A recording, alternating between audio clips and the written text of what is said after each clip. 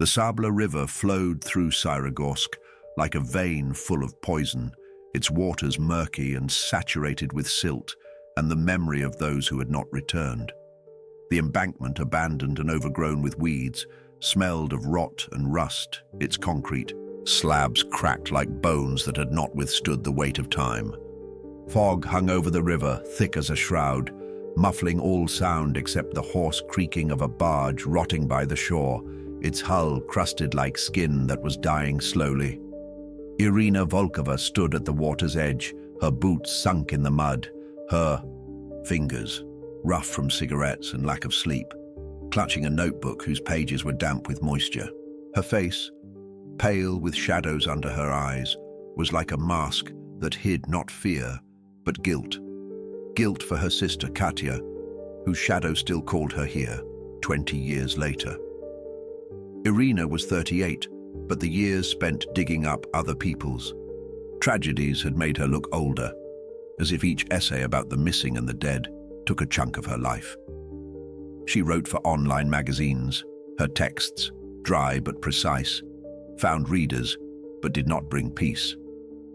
Syragorsk was her cage, a city where factories smoked like the lungs of a sick person, and people were silent, even when they knew the truth. Katya disappeared in 2005. She was 15, her laughter ringing like the beads of her bracelet cut off by this river. The police closed the case, calling it an escape, but Irina knew. Her sister would not have left without leaving so much as a note. Their father, a factory worker, died a year later, his heart giving out, and their mother, Lena, withdrew, her eyes empty, like windows looking into nowhere. Irina had not come here by chance. Her new article about the missing girls of Syragorsk drew her to the river like a magnet that draws steel to its doom. She walked along the bank, her flashlight, its beam trembling, picking out of the fog the rusty railings that bent like fingers and the trash that the river had thrown up like its secrets. She stopped. Her foot caught on something and she leaned over, her fingers touching the dirt, cold and sticky like the skin of a dead man. She pulled it out, a bracelet, old, with beads that were cracked but familiar. It was Katya's bracelet, the one she fiddled with when she was nervous, the one Irina had searched for in her nightmares. Her throat tightened, as if someone's hand was squeezing it, and she shoved the find into her pocket, her fingers trembling like leaves in the wind. She returned to the city, her car, old and creaking, humming like a dying animal. In the archives, hidden in the basement of the city hall, she spent the night sorting through files whose folders were covered with dust like a shroud. She found them. Names, dates, faces. 5 girls who had disappeared from 1995 to 2005, all young, all by the river, all forgotten. But one thing was repeated. Plant number 3, whose address flickered in the reports like a shadow that did not want to go away. Irina wrote, her pen scratching the paper like a knife, and she did not notice how the shadow slid past the window, its movement soft as breathing. Only when she packed her bag did she find it, a note tucked into a side pocket, its letters rough as scars. Do not look, or you will drown. Her heart sank, but she didn't stop. She knew that the truth she was looking for was not the light, but the abyss. But Katya was there, in that abyss, and Irina couldn't leave her. She returned home. Her apartment was cramped, filled with the smell of coffee and tobacco, and the walls kept her loneliness like a coffin. She sat at the table, her laptop flickering, showing photos of Katya. Her smile was like a prick that wouldn't go away. Irina knew that the factory was the key, knew that her father, whose hands smelled of oil, was connected to it. And she knew that the shadows that watched her would not stop. The fog that shrouded the river was now in her chest, and it whispered that the truth was not salvation, but the end. Irina pushed open the door to her apartment, and the old hinges creaked pitifully, breaking the oppressive silence. Inside, the usual chaos reigned.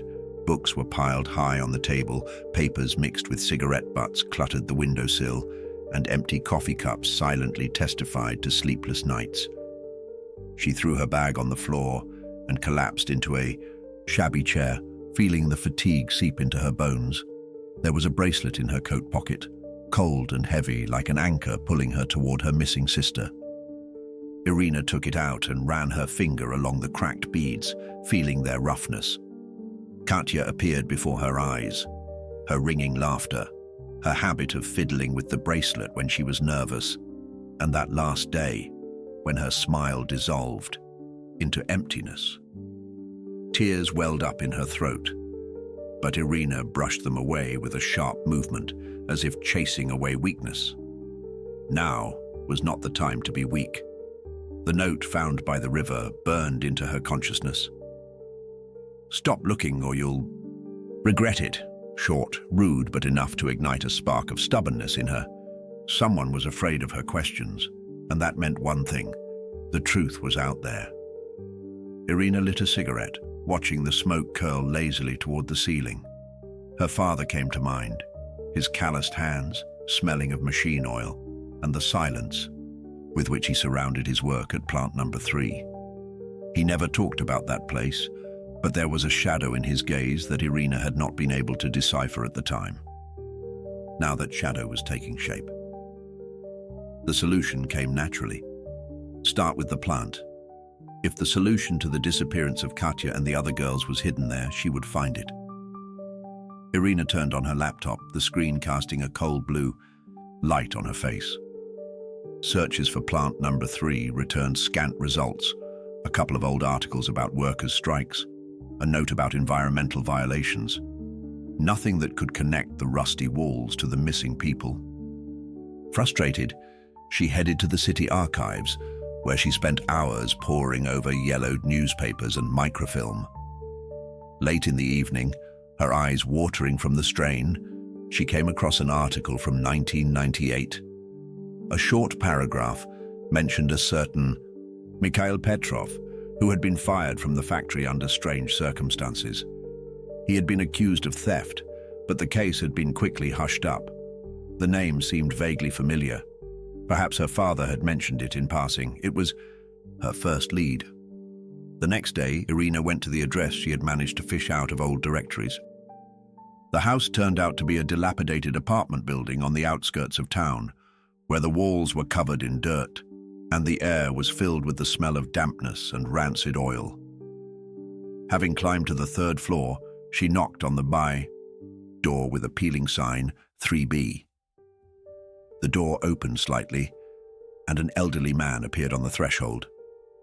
His face, furrowed with wrinkles, expressed caution, and his eyes carefully studied the guest.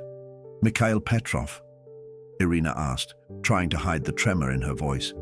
"Who's asking?" he responded hoarsely. "My name is Irina Volkova. I'm looking for answers about the missing girls, including my sister, Katya. It seems to be connected to plant number 3 where you worked." Hearing Katya's name, Mikhail softened a little. "Katya Volkova. I remember her. I feel sorry for the girl," he muttered and stepped back, inviting her to come in. The apartment looked as dismal as the entrance. Faded wallpaper, old photographs in cracked frames, the smell of tobacco soaked into the furniture. Irina sat down on the sagging sofa. Mikhail sat down opposite, nervously rubbing his hands. "What do you know about the plant?" she began. "There are rumors of illegal activities, even some kind of cult. Have you seen anything?" Mikhail sighed, his gaze becoming distant. The plant was a cursed place, even when it was humming with work. There were always dark whispers there. I tried not to pry, but you can't close your eyes. There was a group of people, workers, but not really.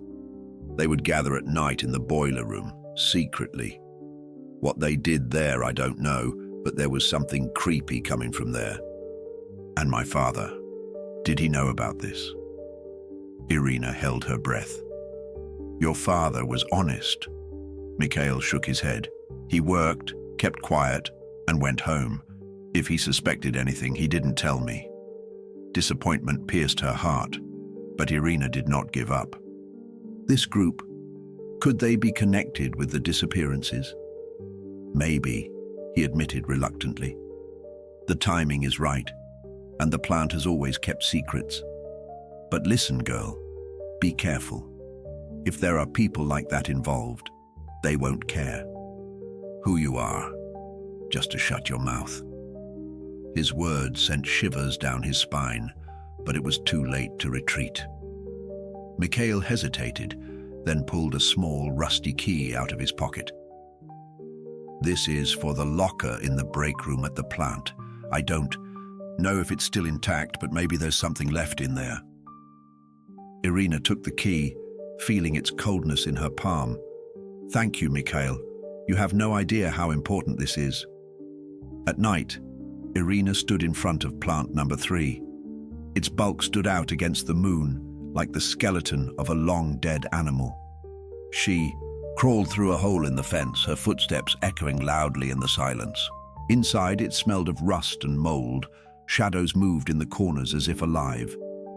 The flashlight snatched fragments of the past from the darkness, sagging machines, scraps of wire, puddles of black water. Irina reached the break room. The door was hanging on one hinge, revealing peeling walls and a row of cabinets. She found the right one and inserted the key. The lock gave way with a crunch, and a hiding place opened before her. A stack of papers, several photographs, and a leather-bound notebook. Irina recognized her father's handwriting on the cover, and her heart sank. She stuffed the finds into her bag, but then footsteps broke the silence. The blood ran cold. Irina darted behind the cabinets, pressing herself against the cold metal. A man entered the room. A dark silhouette, his face was not visible. He was rummaging through the cabinets, obviously looking for something. When he turned around, a small object fell out of his pocket and clanged on the floor. The stranger did not notice and left. After waiting for silence, Irina picked up the find, an old locket. She clicked the lid, and inside was a photograph of Katya, taken 20 minutes before her disappearance. Her smile cut to the heart. Tears began to flow of their own accord, but new steps, closer, louder, brought her to her senses. Irina rushed to the exit, weaving between the shadows until she burst out into the cold night. At home, under the light of a desk lamp, she opened the locket again. Katya looked at her from a faded photograph, and at that moment, Irina understood. She would not stop. The factory was hiding the truth, and she would tear it from its dead walls, no matter what it took. Irina stood at the threshold of the abandoned bunker, her heart pounding so loudly it drowned out the wind howling outside. The old iron doors, covered in rust and mold, creaked as if groaning under the weight of time and the secrets they held. The air was thick with dampness and something else, a sweet metallic smell that made her stomach churn. She knew this place was the last key to the truth about Katya, about the plant, about her family. But every step forward felt like a step into an abyss from which there was no return. Irina pushed the door, and it gave way with a hoarse creak. It was as dark as a grave inside, only the weak light of the flashlight picking out the concrete. Walls from the gloom, covered in cracks and strange symbols, carved so deeply that they seemed to bleed. The symbols were familiar to her, the same ones she had seen in the photographs in her father's hiding place. Her fingers trembled as she ran them, feeling the cold of the stone and something else, sticky, like dried blood. She moved forward, her footsteps echoing like a hammer on an anvil. At the end of the hallway was a room whose door was slightly open, and a faint light was coming from it. Irina froze, her breathing ragged, and she felt fear tightening around her throat like a noose. But she couldn't stop, not when the truth was so close. She walked in, her eyes wide with horror. In the center of the room was a table with photographs. On it, dozens, hundreds of faces, young girls whose smiles were frozen in time. Katya was among them, her eyes looking straight at Irina, as if asking for help. Next to the photographs were knives, ropes, and what looked like an altar covered in dark stains. "You came after all," came a voice, low and hoarse, like the scraping of metal. Irina turned around, her hand clutching the knife in her pocket. A man stood in the doorway, old, hunched over, but his eyes burned with a cold fire. It was Oleg Ryabov, the former director of the plant, whose name she had found in the archives. You did all this?" Her voice shook, but she forced herself to stand up straight. Ryabov grinned, his lips twisting into a horrible parody of a smile. "I wasn't the only one. Your father was part of this, Irina. He knew what needed to be done to make the city prosper." "Lies," she cried, her eyes filling with tears. "He would never. He did it for you." Ryabov interrupted, his voice softer, but even more terrifying. "For your mother, for Katya. The sacrifices were necessary to appease what lives beneath the city." Irina felt the ground slipping out from under her feet. What? What lives under the city?" "You saw the symbols." He pointed at the walls. "They're not just drawings. They're seals that keep him in check. But there's a price to pay, and that price was blood." She shook her head, refusing to believe it. "Katya, she was one of them?" "Yes," Ryabov nodded. "And you'll be next." Irina rushed to the exit, but the door slammed shut and the lock clicked. She was trapped. Ryabov approached slowly, his steps heavy as blows of fate. "Don't be afraid," he whispered. "It's quick."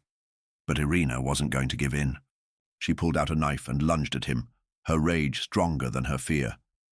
They struggled, their shadows darting across the walls like demons unleashed. The knife sank into his shoulder, and Ryabov howled, his blood splattering onto the concrete. "You won't stop this!" he shouted, his face twisted in pain and anger. "The city will live!" Irina struck again, and he collapsed to the floor, his eyes extinguished like candles in the wind. She stood over him, her breath hoarse, her hands shaking. But victory brought no relief, only an emptiness worse than death. She opened the door, her steps slow, like a person carrying a burden that cannot be thrown off.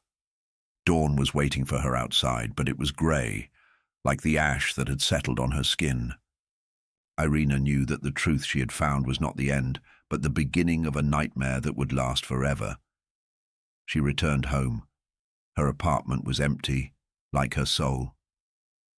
On the table lay a note from her mother. "Forgive me, Ira. I couldn't do otherwise." Irina realized that Lena knew everything, and her silence was not weakness, but a choice. She sat down, her hands trembled, and she cried. Her tears were like rain that washes away ashes, but not memories. The city lived on, its lanterns burned, its river flowed, but Irina was dead inside. She knew she had become part of their lie. She knew Katya would not forgive, and she knew that the ashes that had settled inside her were all that remained of her life. The silence was not the end but the beginning, and it was louder than any scream.